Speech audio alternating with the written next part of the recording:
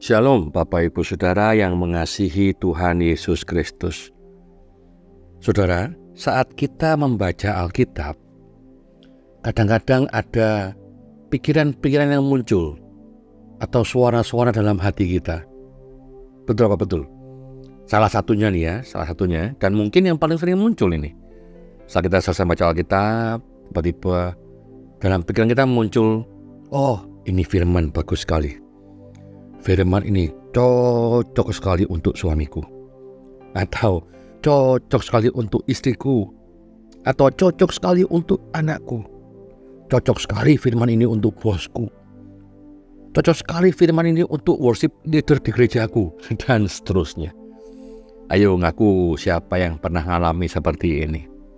Saat kita baca Alkitab, yang teringat adalah kesalahan orang lain, yang teringat adalah jeleknya orang lain. Wah, kalau yang muncul seringkali kayak gitu, rupanya ada yang salah dengan kita, Bapak Ibu. Kenapa? Karena tujuan membaca Alkitab adalah untuk supaya kita bisa melakukannya. Alkitab yang kita baca, firman Allah itu untuk kita, supaya kita bisa melakukannya, bukan buat orang lain, Bapak Ibu. Firman Tuhan itu untuk diri kita sendiri. Amin. Karena itu banyak orang membaca Alkitab bisa menyimpang dari tujuan utamanya. Misalnya, ada orang yang membaca Alkitab hanya karena dia mau berkhotbah. Loh, ini ada Bapak Ibu Saudara. Karena dia dapat jadwal untuk berkhotbah, dia tugas khotbah misalkan bulan depan. Wah, dia langsung belajar Alkitab itu. Alkitabnya dibuka lebar-lebar, dibaca setiap hari, digali dalam-dalam. Dia baca berbagai tafsiran, sampai buka ChatGPT. Kenapa? Karena mau berkhotbah.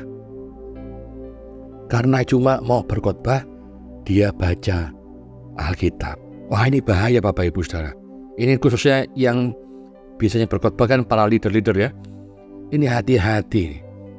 Kalau engkau cuma baca Alkitab saat engkau mau berkhotbah.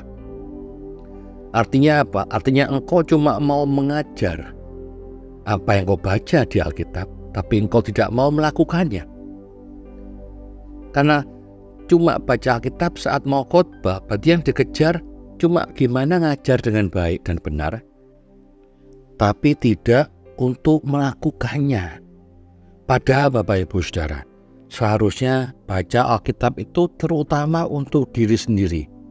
Amin. Untuk menegur diri kita, supaya kita bisa bertobat, supaya kita bisa merubah dan membentuk sudut pandang kita yang salah. Supaya apa? Supaya kita bisa memperbarui pikiran kita. Supaya tidak hanya jago berkhotbah, tapi juga berubah semakin serupa dengan Kristus. Itu loh tujuannya baca Alkitab. Karena itu Tuhan memperingatkan kita semua pada akhir zaman nanti.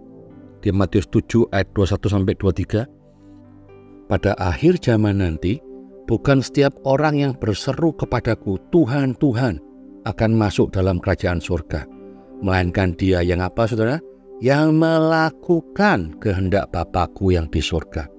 Ayat 22, pada hari terakhir banyak orang akan berseru, Tuhan, Tuhan, bukankah kami bernubuat demi namamu dan mengusir setan demi namamu dan mengadakan banyak mujizat demi namamu juga?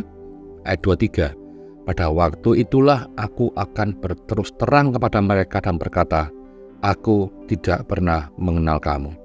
Enyahlah daripadaku, kamu sekalian pembuat kejahatan. Bapak Ibu Saudara, jangan sampai itu terjadi pada kita. Karena kita cuman membaca firman Tuhan, mengajarkannya, tapi tidak melakukannya. Karena itu, mari kita semua sungguh-sungguh mau membaca Alkitab, membaca firman Tuhan setiap hari, mempelajarinya baik-baik dalam tuntunan Roh Kudus. Dan kita mau belajar juga untuk melakukannya dengan sungguh-sungguh, agar kita dimerdekakan dan diubahkan sampai satu hari nanti kita bisa serupa dengan Tuhan Yesus Kristus. Amin. Tuhan Yesus memberkati.